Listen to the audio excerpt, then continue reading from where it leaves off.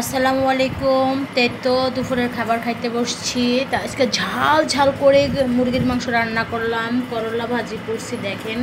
তো প্রথমে আমি করলা ভাজি দিয়েই খাবো, পরে দেখেন কারণ দেখেন দেখেন অনেকে করলা ভাজি করে লাল চটকাই থাকে, বাট আমারটা দেখেন কি সুন্দর একটা কালার আসছে। যে কোনো জিনিস করলা বলেন, মূলা শাক বলেন, মানে একটু বেশি পেঁয়াজ আর তেল দিতে হয়, তাহলে আমার মনে হয় করলা ভাজিটা সুন্দর হয়। তো দেখেন আমার করলা ভাজিটা মাশাআল্লাহ, প্রতিদিন লবণ ছাড়া ভাত খেতে পারি না। তো যাই হোক, এদিকে আমি ভাতগুলো ভালো করে মাখাই নিতেছিলাম। তো আমার ভাতগুলো মাখানো হয়ে গেছে। দেখেন করলা ভাজির কালারটা কত সুন্দর। বিসমিল্লাহির রহমানির রহিম।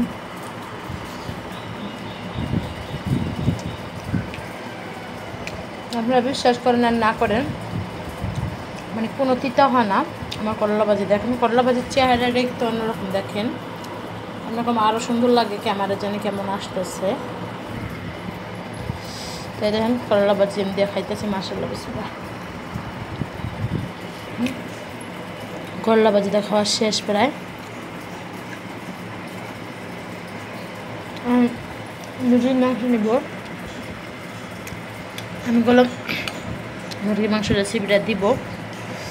আমি মুরগির হাত পাগুলো খাইতে বেশি পছন্দ করি, বয়লা মুরগিটা। যেহেতু বয়লা মুরগিটা আমাদের বেশি গোস খাওয়া হয় না, মানে হাড্ডি গুড্ডি রান্না হয়। কারণ গোসগুলো দেখা যায় কি আমার বাচ্চাদের ভেজে দেই। দেখেন যে কোনো জিনিসই খাইতে মজা হলে, দেখতেও সুন্দর হলে খাইতেও মজা হয়। এই তো একবার ভুনা করে ঝাল ঝাল করে ওটা ভুনা করছি। এই ভুনা রকম খাইতে ভালো লাগে, এই যে বললাম।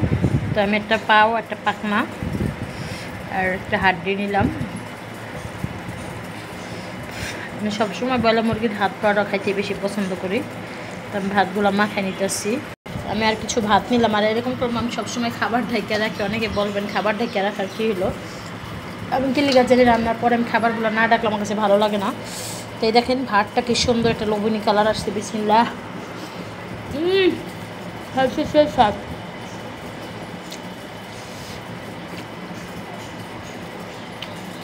অনেক মজা হয়েছে, দেশি মুরগির মতন লাগতেছে। কারণ আমি একটু বুনারে করি, কখন আমি ঝোল পছন্দ করি না বয়লা মুরগির।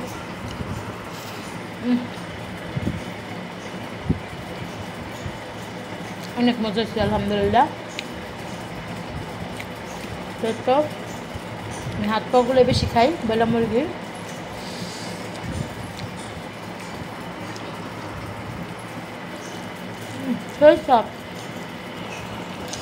দেখেন হাত পাগুলা সেই স্বাদ হয়েছে। তো আমি হাড্ডি খাইতে থাকি। তো সবাই ভালো থাকবেন, সুস্থ থাকবেন, নজর দিবেন না, প্রশংসা করবেন, সুন্দর সুন্দর কমেন্ট করবেন। আল্লাহ হাফেজ।